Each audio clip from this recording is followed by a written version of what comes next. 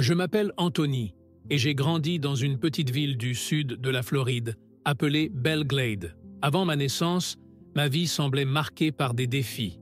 Mon père a été arrêté pour meurtre, ce qui signifie que je suis arrivé au monde déjà plongé dans un scénario problématique, comme si j'étais destiné à une réalité pleine de difficultés qui ne devrait pas faire partie de mon histoire. Quand je suis né, notre maison était une cabane d'une seule pièce, où moi, ma mère, ma grand-mère, le mari de ma grand-mère et mon frère vivions.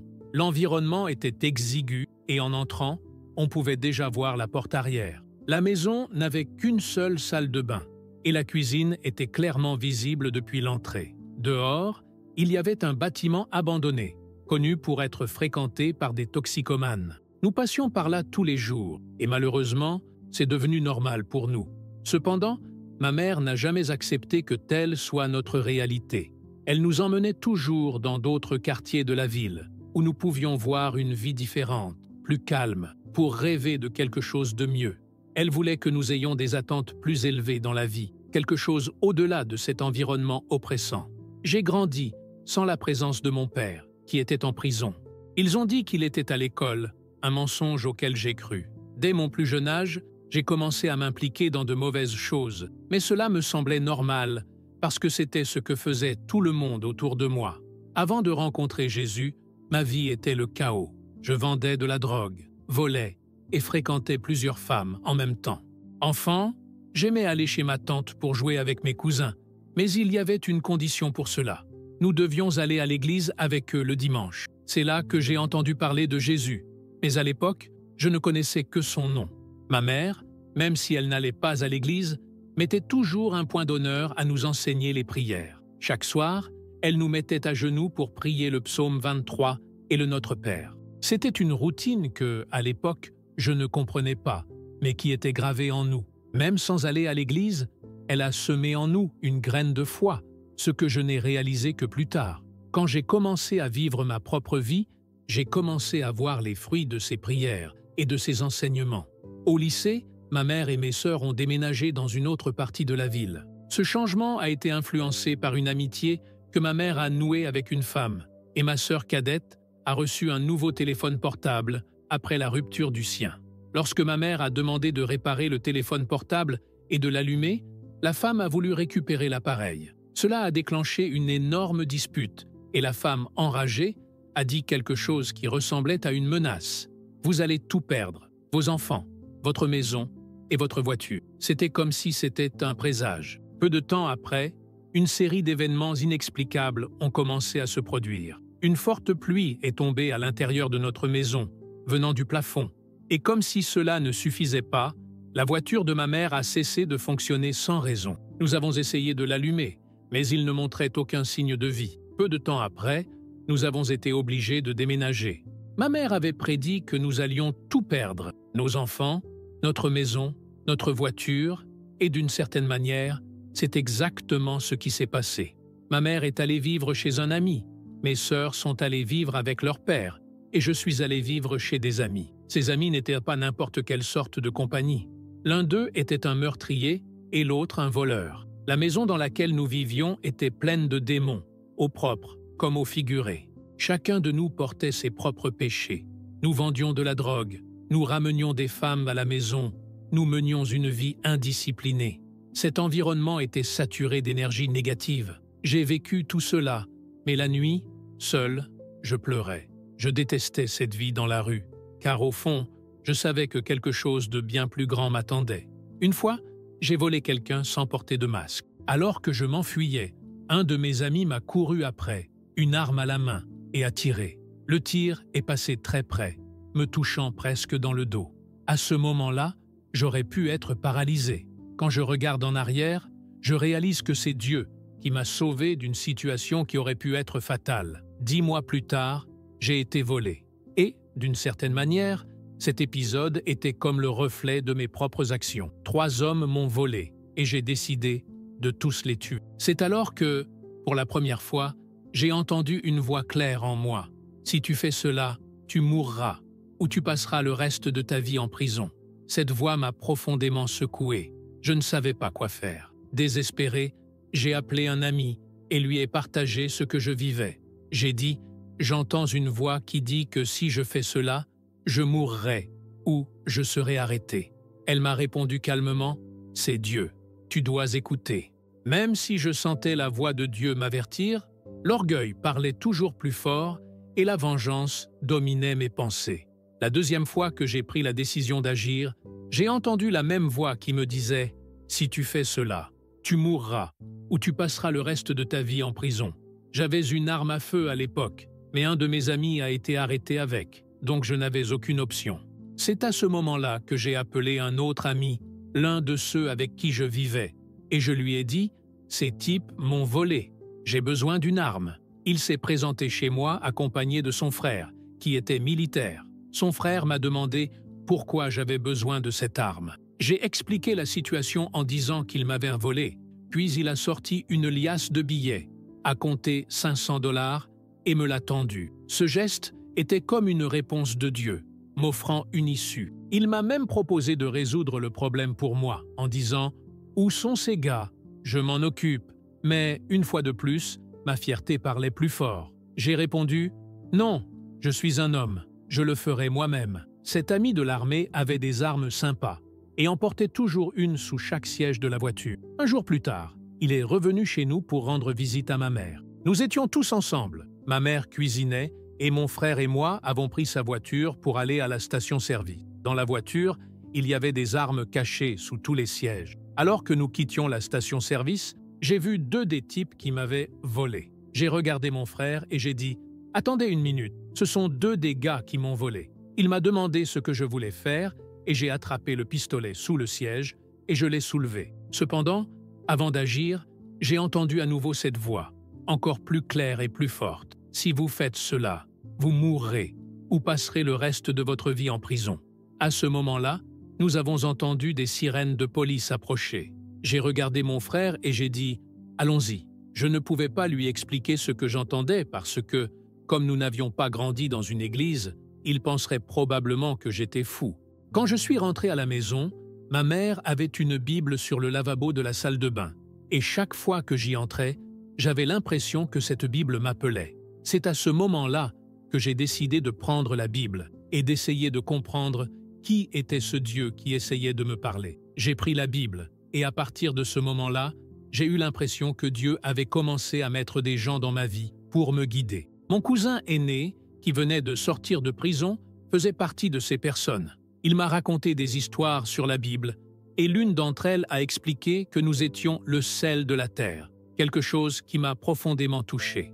À partir de ce moment-là, j'ai commencé à ressentir le désir d'en savoir plus sur ces histoires et de comprendre ce qu'elles signifiaient. Je me souviens très bien de décembre 2012, et plus particulièrement du 20 de ce mois. À cette époque, beaucoup de gens parlaient de la fin du monde, censée arriver le 21.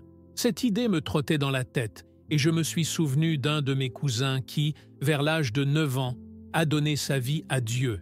Je l'ai vu comme exemple et j'ai dit « Cousin, je veux aussi me sauver ». Il m'a aidé à accepter Jésus et des années plus tard, en décembre 2012, je l'ai appelé. J'ai demandé « Cousin, puis-je me sauver par téléphone ou dois-je être à l'église ?» Il a répondu « Nous pouvons le faire dès maintenant. » Cette nuit-là, le 20 décembre, nous avons prié ensemble et j'ai donné ma vie au Seigneur. J'ai accepté Jésus comme mon sauveur et je l'ai invité dans mon cœur. Je lisais déjà la Bible, mais après cette prière, je me sentais en paix. J'ai pensé « Même si la fin du monde demain, je sais que j'irai au paradis. » Avant cela, j'avais très peur des choses dans le monde, comme les Illuminati, qui étaient très populaires à cette époque. Cela m'a fait peur, mais d'une certaine manière, la peur m'a conduit à Dieu. Après la prière, j'ai ressenti une paix que je n'avais jamais connue auparavant. Pour la première fois, j'étais sûr que si je mourais, j'aurais une place au paradis. La peur de la mort a disparu. À partir de ce moment, ma vie a commencé à changer. Même si je vivais toujours dans le même environnement qu'avant, avec beaucoup de négativité autour de moi, la transformation en moi était claire. Ma mère vivait avec des amis et, même si j'étais encore impliqué dans certaines mauvaises choses, comme des escroqueries et des stratagèmes, j'ai commencé à réaliser que l'argent que je recevais était destiné à quelque chose de mieux. Avec cet argent, j'ai pu louer un logement pour notre famille. Nous avons déménagé dans un quartier éloigné de la ville, loin de mes vieux amis. Dieu m'a isolé à ce moment-là, et c'est là que j'ai commencé à lire la parole régulièrement. J'ai trouvé une église à Orlando, en Floride, et j'ai commencé à y aller. Durant cette période, j'ai renoué avec un ami d'enfance et j'ai découvert que lui aussi avait donné sa vie à Dieu. Nous nous sommes connectés d'une manière incroyable et j'ai fini par déménager dans le sud de la Floride. C'est là que j'ai été baptisé et que j'ai commencé à aller à l'église avec lui. J'étais en voyage avec Dieu et mon voyage n'a fait que grandir à partir de là. J'ai fini par vivre dans la même maison que mon pasteur. Cela signifiait un enseignement quotidien et une proximité constante avec la parole. Ce fut une période incroyable de croissance spirituelle. Mon ami d'enfance et sa femme ont remarqué ma soif de Dieu et m'ont invité à vivre avec eux. Peu de temps après, mon pasteur s'y est également installé et nous avons commencé à vivre ensemble en communion, partageant nos connaissances et étudiant la Bible. C'était comme une école de la vie et j'ai vu des choses que je n'aurais jamais imaginées possibles, comme chasser des démons.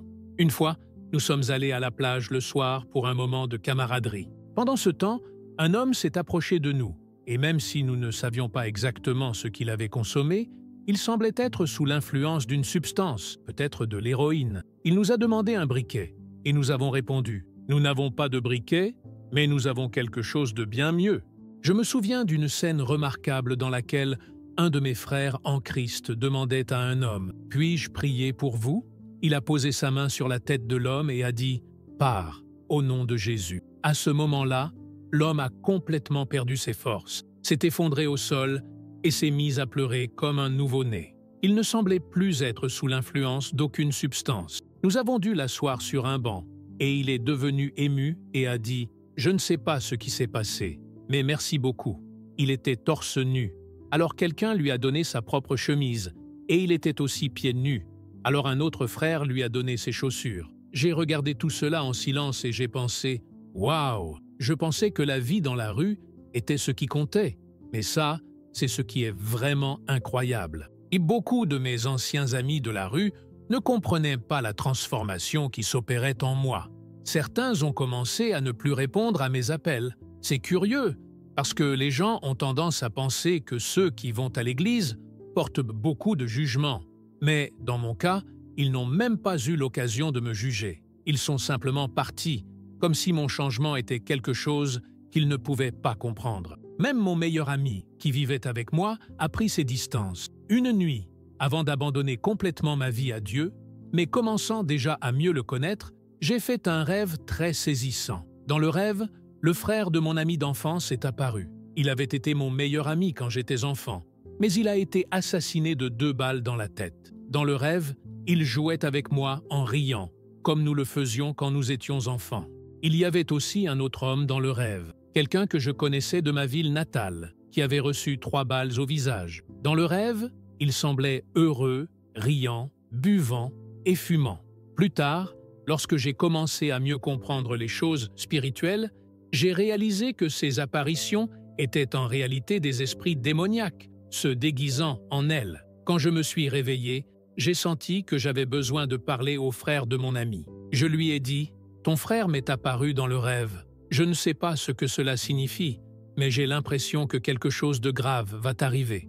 Tu pourrais finir mort ou en prison. » Il ne m'a pas expliqué, mais depuis, il a arrêté de me parler. Je ne sais pas ce qui s'est passé, mais ça va. Aujourd'hui, je marche avec Dieu et Jésus est mon ami. Je marche fidèlement avec Jésus depuis le 20 décembre 2012. Pendant cette période, j'ai vécu, vu, fait et appris beaucoup de choses. Mais surtout, je suis devenu bien plus que ce que j'étais avant de donner ma vie à Dieu. Avant ma conversion, j'étais impliqué dans toutes sortes de délits. Vol, trafic de substances, vol, tout ce qui était nécessaire pour gagner de l'argent. À cette époque, je commençais à créer des vêtements sur mesure et j'étais sur le point de lancer une marque appelée Ski Gear, destinée aux voleurs, avec le concept de masque de ski. Cependant, après avoir donné ma vie à Dieu, tout a changé. En 2014, j'ai rencontré un prophète que je n'avais jamais vu auparavant. Il m'a regardé et a prophétisé « Tu vas faire de la musique pour Dieu. Tu vas commencer à composer et à rapper. » Ce mot m'a profondément touché et m'a poussé à suivre un tout nouveau chemin. Je n'aurais jamais imaginé écrire une chanson, et l'idée de composer me paraissait étrange au début. Mais le prophète poursuit, « Vous gagnerez des prix, des plaques, et bien d'autres choses arriveront. » Soudain, j'ai commencé à écrire des chansons. Dieu a placé des gens autour de moi pour m'aider, y compris un ami qui, avant de devenir célèbre, m'a soutenu. Dieu m'a puissamment utilisé dans la vie de quelqu'un qui est actuellement jugé pour double meurtre, un célèbre rappeur nommé Yann. Il m'a mis sur son album et j'ai réussi à le convaincre d'enregistrer sa première chanson gospel, parlant de Jésus, même si le reste de l'album couvrait des thèmes différents. C'était quelque chose d'incroyable pour moi. Tout ce que je fais est dédié à Dieu. Au cours des 12 dernières années, Dieu a révélé beaucoup de choses sur moi, dont j'ignorais même l'existence en moi. Comme il est dit dans Jean 10, lorsque Jésus dit « Je suis la porte », il nous donne aussi les clés du royaume. Bien souvent, nous sommes coincés derrière une porte qui n'est même pas verrouillée, simplement parce que nous ne connaissons pas notre but ou notre destinée. Lorsque Dieu révèle notre objectif, il nous donne les clés nécessaires pour ouvrir la porte correctement, pour sa gloire. Au cours de ces années, j'ai vécu des expériences auxquelles beaucoup de gens ne seraient même pas confrontés en 40 ans. Par exemple, j'étais marié, mais le mariage a pris fin. Avant mon mariage, 3 prophètes nous ont prévenus. Vous n'êtes pas encore prêts. Ils n'ont pas dit qu'elle n'était pas la bonne personne, mais que nous n'étions pas prêts tous les deux. Et ils avaient raison. Je n'avais pas de travail. Je n'étais pas prête pour le mariage. Nous avons essayé, mais cela n'a pas fonctionné. Beaucoup de gens sont confrontés à des situations similaires et finissent par s'éloigner de Dieu. Mais j'ai tenu bon. Pourquoi? Parce qu'avant de connaître Dieu, j'étais prêt à mourir pour mes amis dans la rue, pour ma bande. Maintenant, Dieu a sauvé ma vie et mon âme. Aujourd'hui, je suis prêt à vivre et à mourir pour Jésus. Peu importe ce que je perds ou ce qui me manque, mes fondations sont établies dans le roc et non dans le sable. Avant de rencontrer Jésus, j'avais l'intention de lancer une marque de vêtements destinée aux voleurs. Aujourd'hui, ma marque est dédiée au Seigneur. En 2017, Dieu m'a donné l'idée du design, un arc-en-ciel avec des ailes. C'était avant que les arcs-en-ciel ne soient largement associés au mouvement LGBTQIA+. Le diable a souvent essayé de me convaincre que si j'utilisais l'arc-en-ciel, les gens pourraient penser que ma marque était destinée à ce public et que par conséquent, d'autres personnes ne voudraient ne pas l'utiliser. Mais Dieu m'a donné ce symbole à cause de l'histoire de Noé. Lorsque Noé quitta l'arche, Dieu plaça l'arc-en-ciel dans le ciel en signe de son alliance, promettant de ne plus jamais détruire la terre avec de l'eau. L'arc-en-ciel rappelle la fidélité de Dieu. Avant le déluge, il n'avait jamais autant plu, et les gens pensaient que Noé était fou de croire qu'il pleuvrait. L'arc-en-ciel est un symbole de foi et de promesse. C'est ainsi qu'est née ma marque. À une occasion, j'ai confectionné un t-shirt avec la phrase « Dieu ne joue pas avec moi » et je l'ai publié sur les réseaux sociaux. Les gens ont commencé à en demander de plus en plus et j'ai fini par en faire mon design principal. Aujourd'hui, j'ai même une chanson qui s'intitule « Dieu ne joue pas avec moi », réalisée avec un rappeur de rue que j'ai réussi à convaincre de chanter sur Jésus. J'ai demandé à des rappeurs de rue de composer des chansons gospel, ne parlant pas seulement de Dieu, mais mentionnant spécifiquement le nom de Jésus. Beaucoup ont peur de prononcer le nom de Jésus, mais pas moi. Qui est Jésus pour moi? Jésus est mon ami, mon Seigneur, mon Sauveur, mon tout. Il est le roc sur lequel je suis fermement ancré. Il me garde sain d'esprit. Parfois, dans ma marche, le combat mental est intense. C'est pourquoi Dieu nous dit de mettre le casque du salut. Le diable essaie constamment d'attaquer nos pensées. Chaque fois que je me sens vaincu dans mon esprit, Jésus apparaît, que ce soit à travers un ami, une situation, ou même mon fils. Merci à Dieu pour mon fils, qui a même servi dans ma vie. Il est tellement oint que même lorsque je traverse les pires moments, il rêve de certaines choses. Il n'a que 7 ans, et cela me confirme que Jésus est réel. Personne sur cette terre ne peut me convaincre du contraire. Je mourrai pour Jésus. Ils peuvent de me mettre un pistolet sur la tête ou un couteau sous la gorge. Je suis prêt à mourir pour lui. J'étais de la rue, un gangster, un voyou. Mais je sais que Dieu sauve les gangsters, sauve les criminels, sauve les meurtriers. J'ai failli devenir un tueur à gages et je suis tellement reconnaissant que nous n'en soyons pas arrivés là, parce que je sais que si j'avais tué quelqu'un, ça m'aurait marqué. Je serais devenu un meurtrier. Je viens d'une lignée de tueurs. Mon père en faisait partie et j'ai grandi en entendant de nombreuses histoires à son sujet. Je me souviens d'un jour, encore au lycée, je me promenais dans ma maison avec une arme à feu. J'ai entendu une voix, dont je sais maintenant qu'elle était celle d'un démon, qui disait « Tu vas tuer quelqu'un ». Je sais que ce n'était pas ma pensée. Cela ne venait pas de moi. Mais grâce à Jésus, j'ai été sauvé de tout cela. Jésus m'a fait sortir des ténèbres vers sa merveilleuse lumière et m'a renvoyé dans les endroits sombres, mais avec sa lumière. J'aime Jésus. Pour ceux d'entre vous qui nous regardent en ce moment, confrontés à cet esprit de meurtre, pensant à prendre la vie de quelqu'un pour se venger, ou parce que vous pensez que c'est le seul moyen, je dis, ça n'en vaut pas la peine. Au moment où vous appuyez sur la gâchette, le diable entrera dans votre cœur et fera de vous un tueur de sang-froid. Ce n'est pas la vie. Dieu peut sauver les meurtriers, mais il n'est pas nécessaire d'en arriver là. L'enfer n'est pas un endroit où l'on veut être. Je me souviens d'une nuit où je lisais ma Bible et je me suis endormi. J'ai fait un rêve. Dans le rêve, j'ai vu l'enfer. J'ai vu des gens tomber si vite que cela semblait plus rapide que n'importe quelle voiture ou tout ce que j'avais jamais vu dans ma vie. C'était comme s'ils avaient une crise cardiaque éternelle et sans fin. Les gens criaient si fort que ces cris ne ressemblaient à rien de ce que j'avais jamais entendu. C'était un lieu d'absence totale de Dieu. Vous ne voulez pas être là. Lorsque vous mourrez, vous ne pouvez plus rien faire pour changer votre destin. Alors je dis aux gangs, aux meurtriers, aux voleurs, aux prostituées, aux stripteaseuses, à tous ceux qui pensent qu'ils ne sont pas les bienvenus dans l'Église. Jésus a les bras ouverts pour vous. Je ne me suis pas sauvé dans une église. Je me suis sauvé dans ma chambre, par téléphone. Dieu est disponible partout et à tout moment.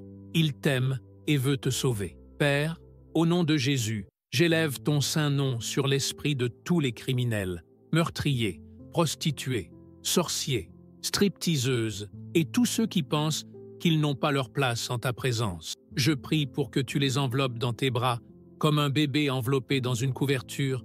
Dieu, montre ta présence, même dans les moments les plus sombres de leur vie, et montre clairement que tu es avec eux.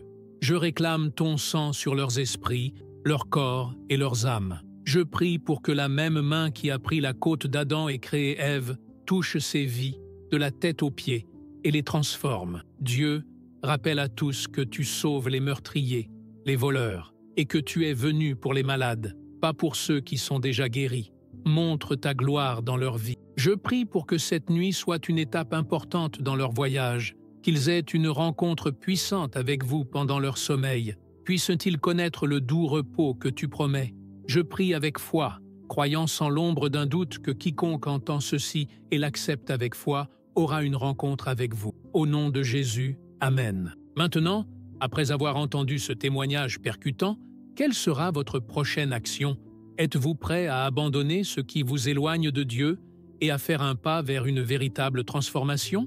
Pensez à ce qui vous empêche de vivre pleinement les projets qu'il a pour vous. Si cette histoire a touché votre cœur, il est peut-être temps de donner votre vie à Dieu et de lui permettre d'entrer là où vous n'avez pas encore été invité. Et si on commençait aujourd'hui, que pouvez-vous faire maintenant pour aligner vos choix sur sa volonté? Laissez votre commentaire ci-dessous et partagez comment ce témoignage vous a ému. Parlons de la manière de franchir les prochaines étapes vers une vie de foi et de détermination.